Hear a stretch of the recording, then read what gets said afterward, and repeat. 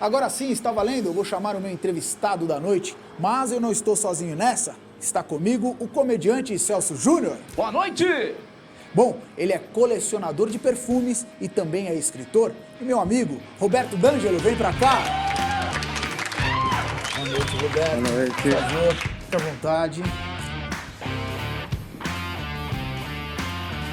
Tudo não parece, mas tem um monte de música tocando em volta de nós aqui. Ah, é? Você vai ver, aqui a gente não consegue sentir agora, mas ela vem na hora do programa, tá? Com certeza. Muito obrigado por ter aceitado o convite, por estar aqui comigo. Obrigado também da oportunidade de eu estar aqui Pra falando. gente deixar gravada essa nossa conversa e você também poder falar um pouco de tudo que você faz. Com certeza. Como é que tá sendo esse ano de 2020 aí? Tá sendo complicado, né? Acho que para todo mundo, todo né? mundo, né? Todo mundo tá sendo Um complicado. momento difícil, mas está chegando ao fim. Agora com a chegada da vacina, tudo vai voltar ao Exatamente, normal, né? Exatamente.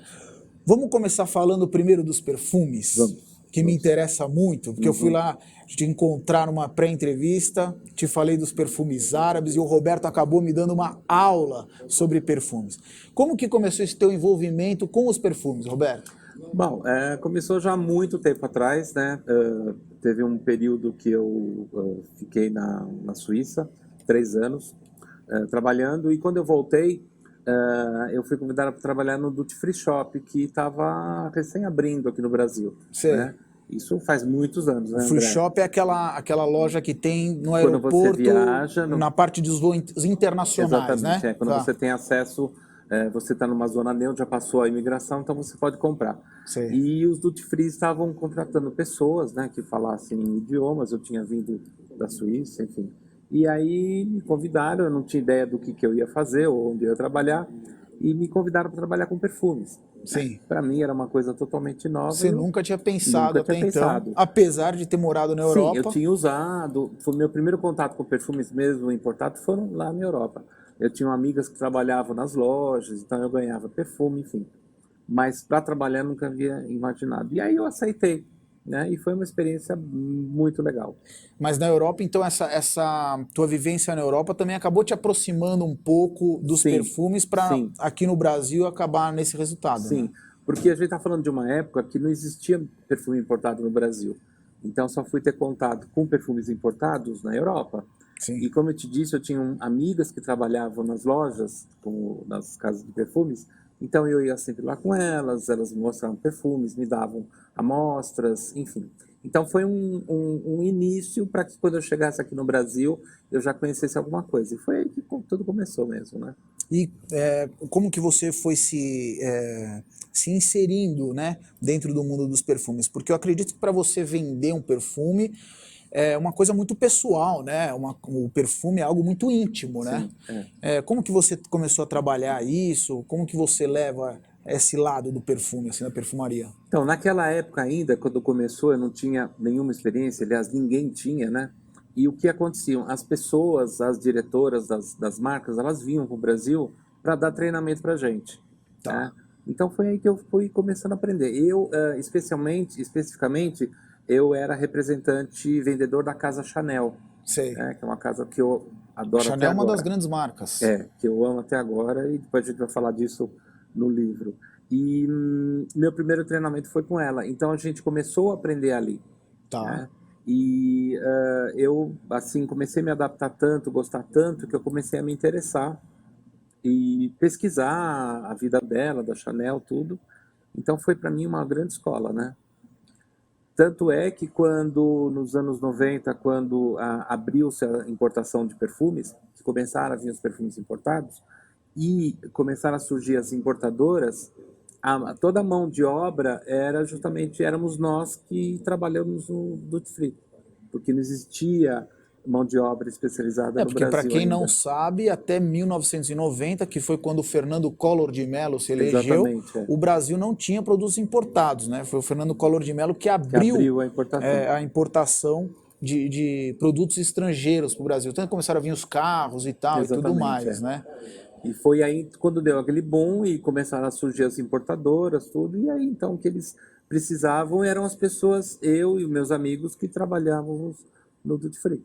E você, então, nesse tempo, você começou a colecionar perfumes? Então, depois, uma outra vez, quando eu voltei em viagem para a Europa, eu estava passando pelo mercado das pulgas na França e vi uma banca que tinha algumas coisas.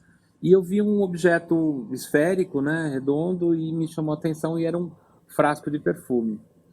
E aquilo me chamou a atenção, eu comprei aquele frasco e foi a minha primeira peça da minha coleção.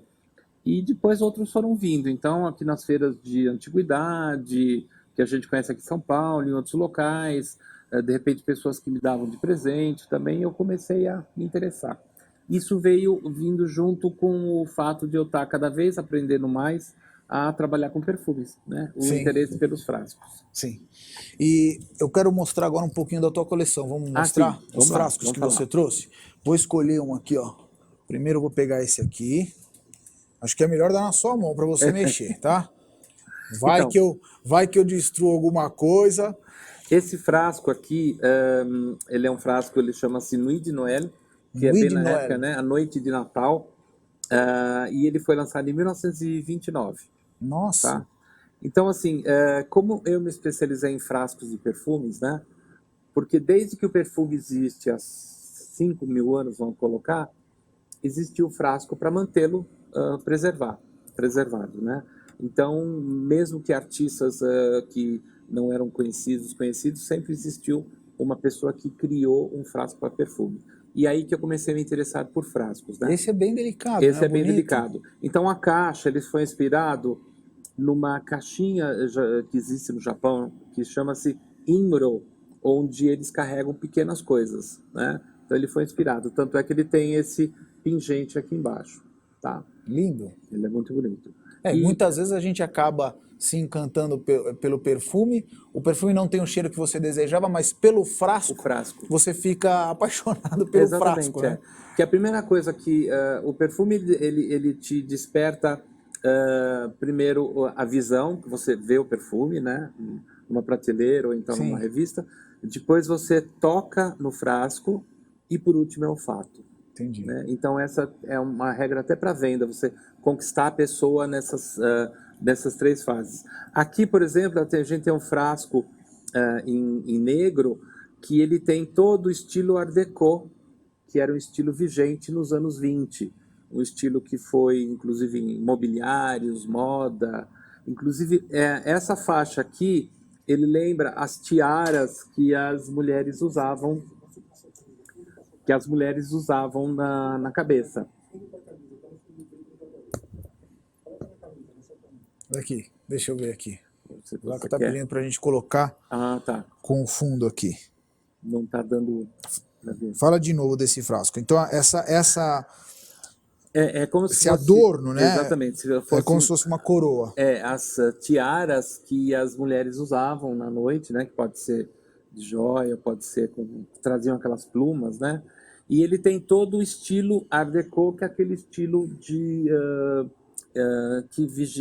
foi vigente nos anos 20 e 30. Muito bem, muito bem. Ele é todo lapidado. Pode guardar né? esse aqui, eu vou pegar outro aqui pra gente ver. Esse aqui, ó. Esse daqui, Esse eu vou colocar lá no lugar de volta para não correr nenhum risco. Esse daqui é o Joy de Jean Patou, tá? Tá dando para ver aí, Zacá? Tá bem visualizado? Boa. Esse perfume, ele foi lançado também em 1930, Tá. né? Um ano depois do crash da Bolsa de Nova York, onde muitas pessoas perderam dinheiro, então Sim. todo mundo É um perfume caro? É um perfume caro por causa disso. Então o Jean Patou, quando ele criou esse perfume, até ele foi questionado, mas você vai lançar um perfume tão caro? Posso ver o frasco, Ron? Pode. Aqui, você vai lançar um perfume tão caro numa época onde as pessoas perderam tudo. Tá. Mas ele falou, mas é justamente isso. Eu quero... Qual é a nacionalidade dele? Francês. Francês. Todos Os melhores são franceses, perfumes... isso que eu ia te perguntar. A franceses. França tem muita tradição em ter ótimos perfumes. O know-how, né? Hoje existem outros perfumes italianos, americanos, enfim, de todas as nacionalidades. Mas o know-how ainda, nessa época, ainda estava com a França, né? Entendi. Posso pegar só para mostrar? Pode. Então, só contando um pouquinho, então ele foi criticado por lançar um perfume numa época que as pessoas tinham perdido tudo. Tá. O perfume chama-se Joy, né? que é alegria. E é Alegria, justamente isso diversão, que ele queria, né? exatamente. E na formulação do perfume ele tinha uma quantidade incrível de jasmim, o que tornava ele muito caro. E o E que ele é uma delícia, a é uma essência de delícia, jasmim é uma delícia. e ele acabou se transformando num clássico até hoje na perfumaria, né? Muito bem, pode guardar esse, eu vou pegar outro aqui para nós vermos. O Roberto nos trouxe 4 da coleção dele. Esse daqui já é um perfume da Casa Guerlain, tá? E chama-se Chamade. Ele é de 1969. E ele tem um design bem bonito, porque ele é um coração invertido. Tá? Você quer pegar pra ver? Muito bem. Olha aqui, Zaca, dá para ver direitinho. Tá vendo aí, seu senhor? Que Ele legal, é um coração invertido. Muito bonito o E o frasco. nome Chamade é como se fosse as batidas do coração, né? Chamar de francês, né? Chamar. Francês, Guerlain, que é uma das casas também mais tradicionais que Não, existe. olha o detalhe do vidro dele, né? Todo feito como se fosse uma pirâmide. Ele é bem bonito, Olhando né? assim, muito bonito. Muito bonito. Então, assim, só para explicar um pouquinho, de repente vocês estão vendo caixas envelhecidas, caixas, né, meio detonadas, mas é justamente você coleciona um perfume que tenha 40, 50, 60 anos de idade, é como se fossem rugas, né? Ele Sim. traz as marcas da vida dele, né? Que eu quero te perguntar também, tem mais um, é o último que É o você último, trouxe, que é. falando em caixa, na minha opinião, é a caixa mais bonitinha, que ela é de ela é madeira mesmo, né? Olha que caixa bem feita, gente. Esse daqui, ele é um perfume, é um xodó, porque ele foi lançado em 1889. Século XIX. Exatamente, final do século XIX. Não que esse frasco seja de 1800. O perfume foi lançado em Tá. 1889. O lançamento desse do perfume. Esse aqui deve ser da década de 30. Tá. Você quer pegar? Quero. E esse é o perfume Jiqui, da Guerlain também. Tá? Vale lembrar que como a gente... o perfume... Olha o detalhe, dá para mostrar o detalhe aqui da tampa deles, ó, tem umas cordas passando, como olha se fosse o a detalhe do adorno tampa do de frasco. rolhas de champanhe. Ah, entendi, como se fosse rolha de champanhe. Esse perfume para o final do século XIX era muito moderno. A concepção dele, a etiqueta, o fechamento, ele se inspirou em frascos de remédio aqui também. Mas o próprio perfume, ele na época, ele foi lançado, era um perfume feminino, mas ele era muito ousado para uma mulher usar. Né? Eu falo uma mulher de família, né? Uma moçoila casadoira, né? Que ela é marcante, é isso? Muito. Elas usavam o quê? Rosa, jasmim, alguma coisa muito delicada. Esse é um perfume muito inovador. Tanto é que falava-se, tinha até uma publicidade da época, falavam as moças de família não ousam usar o Jiqui de Guerlain, que era muito ousado. Quem acabou usando esse perfume foram os homens, os dandies, né? Tá. Que eram homens assim que se vestiam de forma muito sofisticada, né? Que acabaram usando o perfume Jiqui. Muito bem, eu até estava conversando, o Celso estava conversando comigo antes de nós gravarmos a entrevista, e ele falando sobre a influência do perfume, né, Celso? Fala sobre isso, na personalidade, você estava levantando essa opinião, né? Pois é até uma dúvida que eu tenho mesmo, referente a essa parte dos perfumes, porque eu adoro perfume, né? Mas eu tenho, a melhor marca que eu tenho é a Simidão. É a marca que eu tenho. Não, Cara de brincadeira, pau, eu tenho viu, as meu? minhas preferências também, mas eu queria saber se isso tem a ver também com a minha personalidade, porque às vezes tem homens que gostam de um perfume feminino e mulheres que gostam também de perfume masculino. Isso tem alguma coisa a ver assim com a personalidade da pessoa? Geralmente... Tua câmera é essa aqui, viu? Se você quiser falar com o pessoal, pode olhar para ela. Geralmente o perfume, ele tem a ver sim com a personalidade da gente, e o que você falou, que você gosta de perfumes femininos, como mulheres gostam de perfumes masculinos, é uma coisa que fica hoje em dia muito... Cada um fica à vontade de usar o que quiser. Como eu disse, é uma coisa muito íntima, né? Às vezes, por exemplo, você me conhece, a gente já conversou, eu gosto muito do perfume árabe. E o árabe, ele usa muito das flores, usa o jasmim e tudo, e também usa muito das madeiras, os óleos de madeira, que são fortíssimos, é um cheiro amadeirado muito forte. Então eu trouxe perfumes da Arábia Saudita, do Bahrein, com wood, que é muito marcante e que as pessoas às vezes não estão acostumadas com aquele amadeirado tão forte, mas que é uma coisa que me agrada. Já um outro perfume mais leve, eu já não tenho tanta vontade de usar. É verdade. Eu prefiro. Então, assim, hoje em dia o perfume é uma coisa que você, como você falou, você gosta do oud, você sente bem, você sente que aquilo complementa a tua personalidade, porque é da mesma forma como você usa uma roupa, um acessório, né? O perfume é um acessório invisível, né? Ele é o último toque que a gente dá na roupa. Então é uma coisa muito pessoal. Hoje em dia, se você gosta de usar perfume feminino, sem problema nenhum. As mulheres sempre preferem o perfume masculino, ótimo, né? O que importa é que você encontre um perfume que seja a sua assinatura, né? Vou pedir para você guardar o frasco, para eu não ser culpado de nenhuma tragédia. Diga, o que é? Só deixa eu comentar. André, eu queria saber também do Roberto como que ele faz para manter os perfumes, né? Porque eu vou te falar, os meus evaporam, cara. É normal isso? O perfume deve ser mantido na caixa. Por isso, a primeira coisa que as pessoas fazem quando compram perfume é jogar a caixa fora, errado, né? A caixa é para manter o perfume e existe uma segunda camada de papelão, que é mais aquela onduladinha, aquilo é para proteger ele de batidas, proteger de algum acidente e mesmo da luz. Tá. Então, o lugar correto para se guardar perfume é no armário de roupa, ou seja, fora do banheiro. Fora de qualquer luz e oscilação calor, de temperatura, que entendi. é o banheiro. Olha né? isso, senhor, tá vendo? Você está guardando errado os seus perfumes. Perdi E vários aí ele perfumes. pode durar vários... Eu tenho perfumes guardados de anos e anos. Ô Celso, eu quero falar uma coisa aqui, eu não sei se você concorda comigo. O Roberto falou que os perfumes existem desde quando? Há 5.000 anos? 6.000 anos. 6.000 anos e até hoje tem cara andando fedendo por aí, cara. Cara, eu não consigo sair de casa sem um perfuminho, juro pra você. Mas, o como você Celso é falou, cheiroso, tem o Celso é muita cheiroso. gente aí que, quando chega perto, fala assim, cara, pô, tá cheirando bem não, hein? É verdade, cara, acontece isso.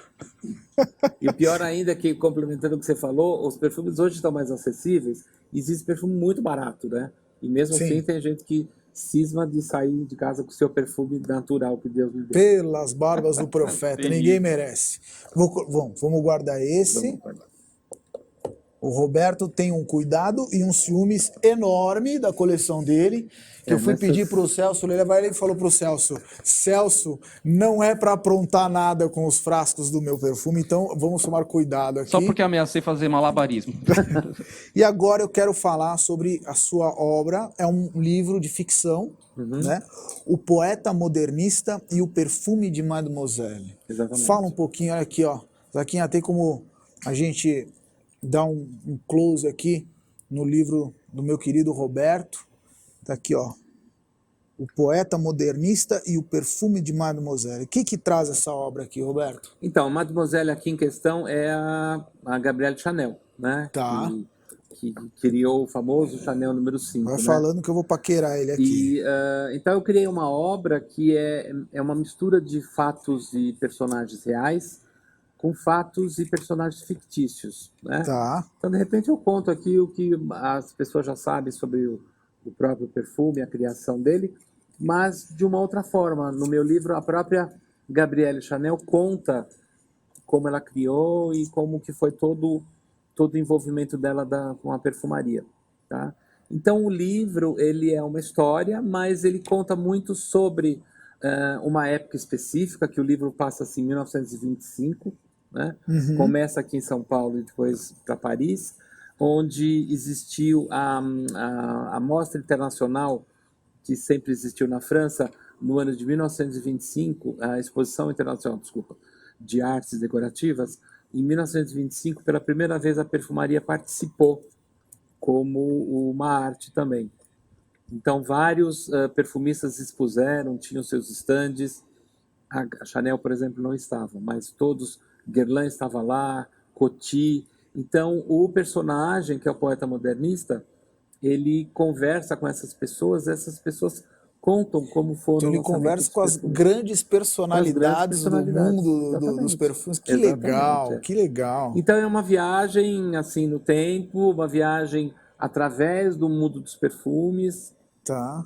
Eu sou suspeito para falar, mas é bem legal. Eu vou ler com certeza. Tá aqui a capa, muito bem trabalhada, a arte com a Torre Eiffel. em Paris, na França. Aqui dentro o Roberto já deixou uma dedicatória para mim, para André Lara. Vem para cá ler este livro, com certeza Legal, eu vou ler. né? Tá vendo? Bom, demais. Vem para cá, não é um nome legal? Muito Criado, legal. Que Por foi isso uma que ideia do nosso diretor de programação, o Mair Blese, que teve várias propostas. Vamos pôr o nome que? Eu falava, esse não, esse não. Falou, vem para cá. Quando vem para cá, me veio o patrão na cabeça, eu falei, vem para cá, esse é o nome. E ficou bem legal, né? Mas eu vou para o seu livro com certeza, vou ler absolutamente tudo, de ponta a ponta. Eu adoro ler, adoro livros e tenho certeza que essa obra aqui vai fazer... É uma leitura... Vai me fazer viajar, gostosa, né? porque é isso que os água? livros... É só água, por favor, eu já servi antes para nós. Eu sempre quis também vou dar um beber na golinho. caneca, Vamos fazer um sempre vê. tintinzinho aqui, pronto. A gente sempre vê no programa as pessoas, agora estou realizando. Um dia eu pretendo servir tudo que o convidado pedir, por enquanto é água. Vamos ver se semana que vem a gente traz sucrilhos. A gente gosta de comer sucrilhos. Ô, André, só para eu sei que está chegando ao final, mas é uma curiosidade minha, assim, porque o que acontece, gente? Porque na França falam que tem os melhores perfumes e tal, mas é verdade, Roberto, que tem aquele negócio porque não tinha muito costume do banho, né? E o perfume supria essa necessidade do banho, né? Que parece que veio daí esses perfumes. Isso é verdade mesmo? Sim, é verdade. Vamos colocar século XIV, XV, onde a Europa e a França era assolada por muitas pestes, né? A peste negra. Eles acreditavam que a peste vinha através da água. Tá. Então eles tinham medo de justamente tomar banho, né? Conta-se que o rei Luís XIV, ele durante 70 anos que ele viveu, ele tomou 5 banhos. Desculpa. 5 banhos a vida 5 inteira? banhos, E era rei? E era rei. Caramba! Então os perfumes tinham um papel muito importante naquela época. Eles realmente tapavam os cheiros corporais. Tá. Porque eles achavam também que o cheiro corporal protegia a pele. E o perfume ele tem álcool? Já álcool. tinha álcool naquela época? Sim. Será que poderia ser usado como asepsia também? Ajudava também, ajudava. Porque o perfume até aquela época, ele era quase um remédio perfume. Entendi. Tinha algumas soluções que eram bebidas, colocadas em sopas e passadas na pele. Que legal. Então esses perfumes mais à base de cítricos, de flores que refrescavam, eles eram quase que... Tinha alguns que até na época chamavam vinagres. Sei. Eles tinham essa base bastante forte, né, alcoólico de vinagre. Tanto é que na Grande Peste Negra, existe até uma história dos 4 ladrões. Tinham 4 ladrões que roubavam as pessoas que morriam, que ficavam mortas, né? Eles invadiam as casas e roubavam. E eles não pegavam a doença, né? Então eles foram presos e o juiz falou que se eles contassem qual era o segredo deles, eles não se contaminarem, eles seriam mortos de forma mais delicada, né? E eles contaram que era uma solução de perfume que eles colocavam numa máscara, que até hoje é uma figura bastante conhecida, aquele do médico, de uma máscara pontuda, onde eles ficavam respirando aquilo. Então, filtrava e o vírus, então, não contaminava eles. Muito bem. Roberto, estamos chegando ao final da nossa entrevista. Quero te agradecer. Obrigado, muito obrigado por vocês. ter vindo. Desejo um 2021 Obrigado. com muita prosperidade, que essa vacina chegue logo, que a gente comece a ser vacinado logo. Se Deus quiser. Muito obrigado pelo livro, O Poeta Modernista e o Perfume de Mademoiselle, de Roberto D'Angelo. Ele tem versão, mais agora em versão online, né? Quem quiser comprar online. Quem quiser te encontrar nas redes sociais... Roberto RBTO.D'Angelo no Instagram. Tá. É isso mesmo, Ricardo? E Roberto D'Angelo no Facebook. O Ricardo, que aliás está aqui no livro como uma homenagem, o livro homenageado ao Ricardo, né? Tá aqui. Para Ricardo, meu esteio, meu porto seguro, esta obra é para você. Lindo, exatamente. Muito lindo. Parabéns por tudo. Obrigado. Senhoras e senhores, esse foi Roberto D'Angelo.